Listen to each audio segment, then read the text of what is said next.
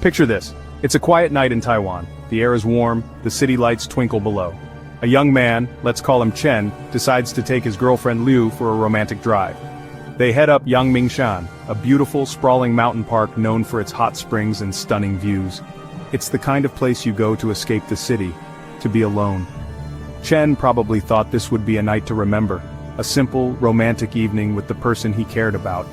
He had no idea just how unforgettable and terrifying this night was about to become. The mountain held secrets and they were about to stumble right into one. They found a secluded spot, the kind of place where you can park the car, turn off the engine, and just listen to the sounds of the night. The city below was a distant, glittering carpet. Everything seemed perfect. Chen and Liu were in their own little world, wrapped up in the moment. It was intimate. It was peaceful. The mountain seemed to be holding its breath around them. But some places, especially those shrouded in darkness and folklore, don't always stay quiet. Sometimes they have stories to tell, and they find the most unsettling ways to share them. This idyllic scene was the calm before a storm that neither of them could have ever predicted. After their intimate moment, the mood shifted. It wasn't gradual. It was like a switch had been flipped. Liu, who had been loving and present just moments before, suddenly became distant. Her eyes seemed to look right through Chen, focusing on something in the darkness beyond the windshield. She started speaking, but the voice wasn't entirely her own. It was deeper, rougher. It was the voice of a man. She began complaining about a pain in her neck, a sharp stabbing sensation that made her wince. Chen, confused and alarmed, tried to comfort her, thinking maybe she was having a panic attack or some kind of sudden illness. He had no framework for what was happening. The situation escalated quickly. Liu's demeanor became more and more masculine. Her posture changed. Her language grew coarse. She started using slang and phrases that Chen had never heard her use before. She spoke with the weary authority of someone much older, someone who had seen the rougher side of life. She looked around the car, not with the familiarity of a passenger but with the critical eye of a driver assessing his vehicle. Chen was no longer sitting next to his girlfriend. He was trapped in a car, on a dark mountain, with a complete stranger who was wearing his girlfriend's face. The romantic night was over. A nightmare had just begun. "Take me to the police." Those were the words that shattered the night's remaining calm. It wasn't a request, it was a demand. The voice coming from Liu was firm, insistent, and filled with an eerie desperation. Chen was completely bewildered. Why would she want to go to the police? He asked her what was wrong, what had happened, but the person looking back at him wasn't Liu. She, or whatever was speaking through her, ignored his questions. The entity seemed agitated, looking out the window as if expecting someone to appear from the shadows of the trees. It was a chilling transformation that went far beyond a simple mood swing. Then came the truly bizarre part. The voice from Liu's mouth began to tell a story. It claimed to be a taxi driver, a male taxi driver. He said he had been robbed, he said he had been murdered, right here, on this very mountain. The words tumbled out in a frantic, disjointed narrative. He described being attacked, his money being stolen. He spoke of betrayal and violence. He kept gesturing to his neck, complaining about the intense pain, a pain that seemed to be more than just a physical sensation. It was as if he was reliving the final brutal moments of his life and he was using Liu's body as the vessel for his terrifying testimony. Chen was frozen with a mixture of fear and disbelief. Was this a prank? A very, very elaborate and cruel joke? Or was his girlfriend having a serious psychotic break? He tried to reason with her, calling her name. "Liu, stop it, you're scaring me." But his words had no effect. For a few moments Liu would seem to snap out of it. Her eyes would clear and she would look at Chen with confusion, asking why they were still on the mountain and why he looked so scared. Then, just as suddenly, the vacant, haunted look would return, and the taxi driver's personality would reassert itself, more demanding than before. The back and forth was agonizing. One minute he had his girlfriend back, scared and confused. The next, she was gone, replaced by this tormented spirit. The entity claiming to be the taxi driver insisted they go to the police station on Jiankang Road. He was specific. He needed to report his own murder. He needed justice. Chen, seeing no other option, and frankly terrified of what might happen if he refused, finally agreed. He started the car, his hands trembling on the steering wheel. He wasn't just driving his girlfriend home, he was chauffeuring a ghost or a madwoman to file a report for a crime that, as far as he knew, hadn't even happened. The drive down the mountain was thick with tension. Chen glanced over at Liu, who sat rigidly in the passenger seat staring straight ahead. The male persona was in full control. She didn't speak much during the drive, but when she did, it was to give curt directions, as if Chen were her own taxi driver. "Turn here," she'd command in that gruff voice. "Faster." Chen obeyed, his mind racing. Every rational part of his brain screamed that this was a medical emergency. Yet, the specificity of the claims, the complete change in personality, it felt like something else, something ancient and paranormal, the kind of story you hear told around a campfire but never expect to live through. When they finally arrived at the police station on Jiangkang Road, it was late. The station was quiet, with only a few officers on duty. Chen, a bundle of nerves, tried to explain the situation as calmly as he could. He probably sounded like a lunatic. He told them his girlfriend was acting strangely, that she had a story to tell. The officers, likely accustomed to strange occurrences in the late-night hours, listened with a mixture of boredom and skepticism. They probably figured it was a domestic dispute or a case of intoxication. They asked Liu to come in, and as she stepped out of the car, her demeanor was chillingly calm and purposeful. Inside the station, under the harsh fluorescent lights, the entity took over completely. Liu, or the driver, sat down and began to speak. He stated his name was Lin. He was a taxi driver.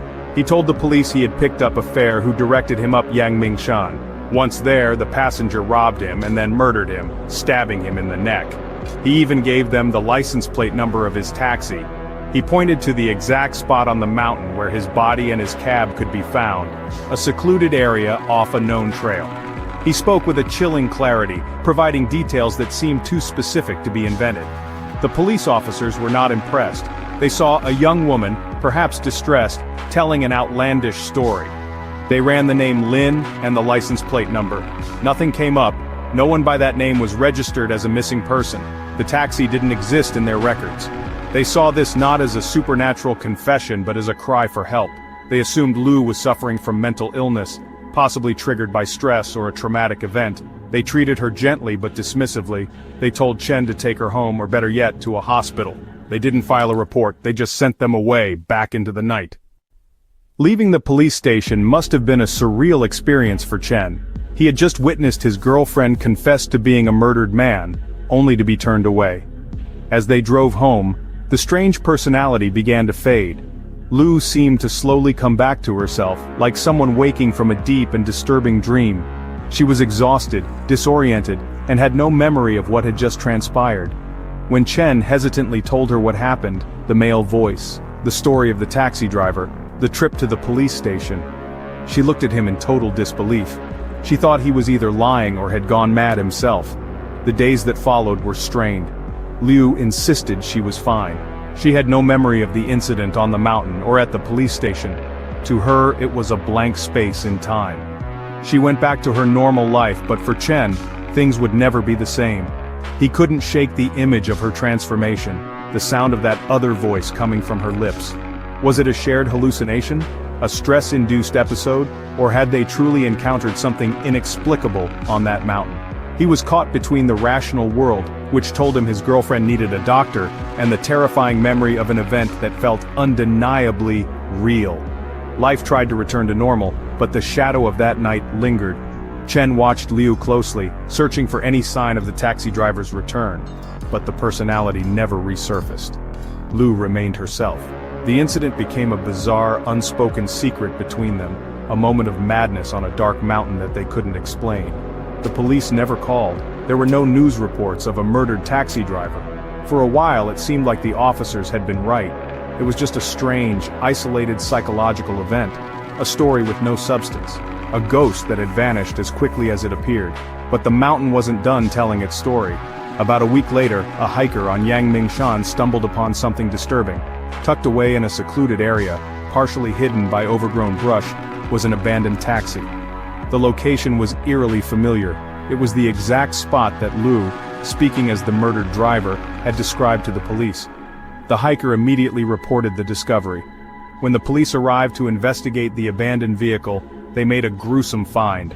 Inside the trunk was the decaying body of a man. The cause of death was multiple stab wounds, including a fatal one to the neck. The news sent a shockwave through the police station. The officers who had been on duty that night remembered the strange couple. They remembered the young woman's bizarre confession. They pulled up their informal notes from that evening. The victim's name was Lin. He was a taxi driver. The license plate on the discovered taxi matched the number Liu had given them. Every single detail she had provided, the name, the profession, the location of the body, the cause of death, was now being corroborated by hard, undeniable evidence. The ghost story they had dismissed as a delusion had just become a homicide investigation. The police immediately brought Chen and Liu back in for questioning, but this time they weren't dismissing them. They were the primary and only lead in a murder case. However, the investigation quickly hit a wall. Liu had no memory of the event. Under intense questioning, she couldn't provide any new information because, from her perspective, she had none to give. She was as shocked and horrified as anyone. Chen could only repeat his incredible story of possession, a story that sounded even more outlandish in the cold, sterile environment of an interrogation room. They had no motive, no connection to the victim, and no history of violence. Investigators were stumped. How could Liu have known these details? They explored every rational possibility. Could she have witnessed the murder and suppressed the memory, which later emerged in a dissociative state? It was a plausible theory, but there was no evidence to support it. Could she and Chen have been the killers? And was this an elaborate plot to feign insanity? Investigators considered it, but their backgrounds and the sheer strangeness of the confession didn't fit the profile. The case was a perfect circle. The only evidence they had came from a source that was impossible to prove. The murder of the taxi driver Lin was never solved. With no other leads, no forensic evidence linking the couple to the crime, and no murder weapon ever found, the case went cold. It remains an open file, a chilling footnote in the annals of Taiwanese crime. Was Liu a killer with a bizarrely clever alibi? Was she a traumatized witness? Or, as Chen maintained, was she a temporary vessel for a restless spirit? A murdered man who used the energy of a young couple's intimacy to cry out for justice from beyond the grave? The truth remains buried, perhaps on the same dark mountain where it all began. And that, arguably, is the most unsettling part of all.